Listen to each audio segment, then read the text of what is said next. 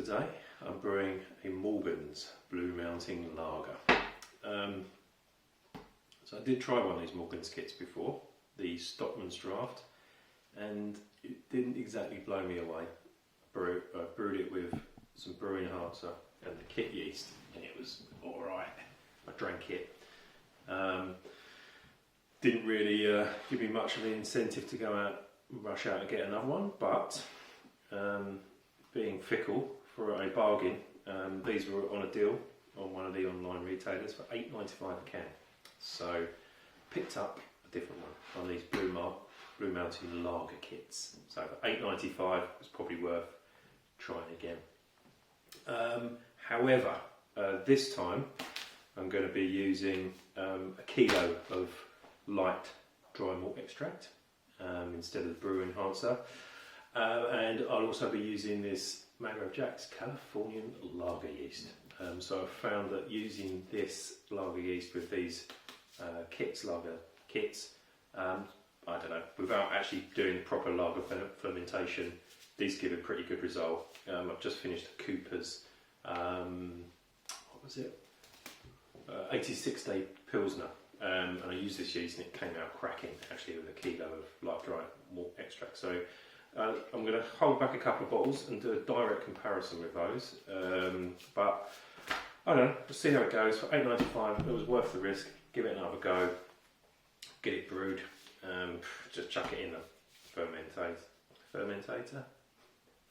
fermentation bucket with some hot water, dry malt, yeast, let it go for a week or so. So we'll see how it goes. Let's get on with the brew. Okay, so sanitize my fermenter. First job is to get my light malt extract in here, so I'm going to add this into the bottom of the fermenter and top it up with some hot water, give it a swirl around. It's going to mix it up nicely, and then add my kit.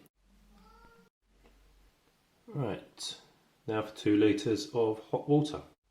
Right, give it a stir around. Now for the kit, and just to rinse out the kit with some boiling hot water. Lovely and clean. Okay, now to top it up with cold water. I'm using bottled water. I've got 4 5-litre bottles, so 20 litres, which I'm adding to 2 litres of hot water. So actually I'm going to finish this brew at 22 litres instead of 23. So I'm brewing it slightly short, but it's only just for convenience really. So let's get these added. And now just to pitch the yeast. Give it a good stir. Finally put the lid on, put the airlock on, and put it in the corner of the room somewhere. Right, well that's it. It's all finished. Such an easy brew. Just chucked it in the fermenter with some light dried malt extract and some hot water. Put the yeast in, and that's it. It's like literally under half an hour. I'm going to check back on this in about a week's time, see where it is. I've just taken a sample hydrometer reading and it was 0.044, so we'll see where it ends up, and we'll be back with a tasting shortly. Well, welcome back. So the Morgan's Blue Mountain Lager, which I brewed a few weeks ago now. It's been in the bottle about 4 weeks. This particular one's been in the fridge for a couple of days. I think at the start I said I was going to do a side-by-side comparison against the Cooper's 86-day Pilsner, which turned out fantastic recently when I did that. But I actually forgot to put one of those in the fridge to chill it down. So I'm going to review this on its own merit, not in comparison against anything, which I actually think is quite a good idea because the other one did turn out really well. So this one's brewed in the same way. So I used a kilo of dried malt extract, so 500 grams of light dried malt extract and 500 grams of extra light dried malt extract. I did swap out the kit yeast for the Mangrove Californian lager yeast, which I've used several times before, and it's an excellent yeast for this kind of thing. It absolutely transforms these kit lagers. If you know, I did one of these Morgan's kits before. I did the Stockman's Draft. I used the kit yeast, and it was all right.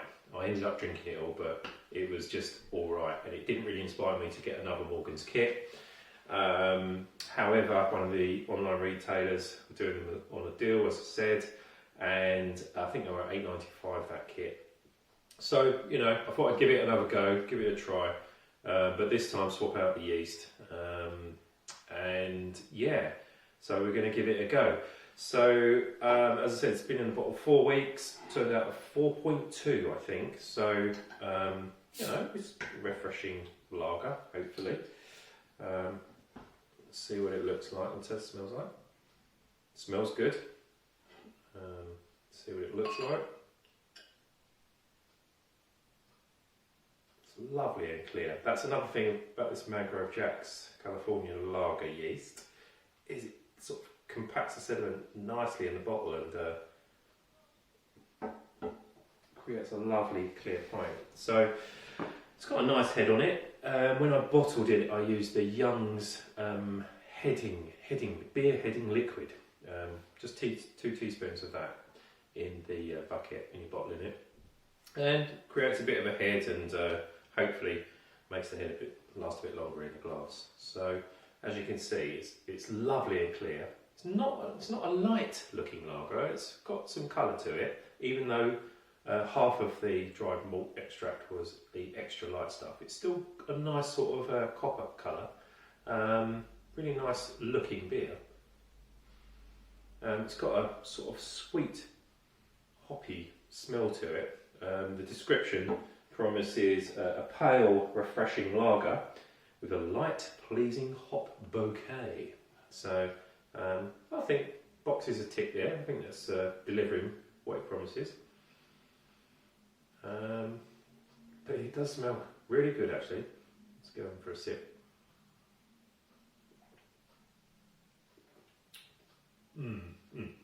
Okay, yeah, that's really nice. You know, it's a lager. It's not going to blow your socks off, but it is a lovely, refreshing, clean tasting lager. And my opinion has changed of the Morgan's kits. But I think a lot of that has got to do with the yeast that are used. Definitely, if you're going to get one of the Morgan's kits, I would suggest ditching the yeast and getting a decent either lager yeast, you know, a yeast to suit the style.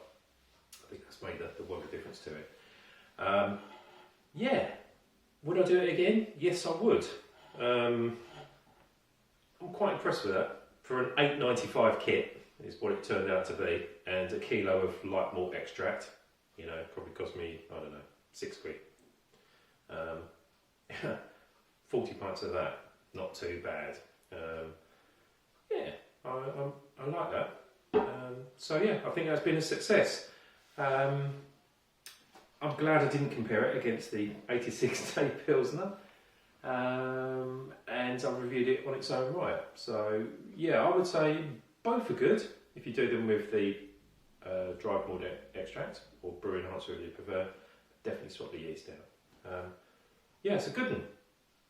Cheers.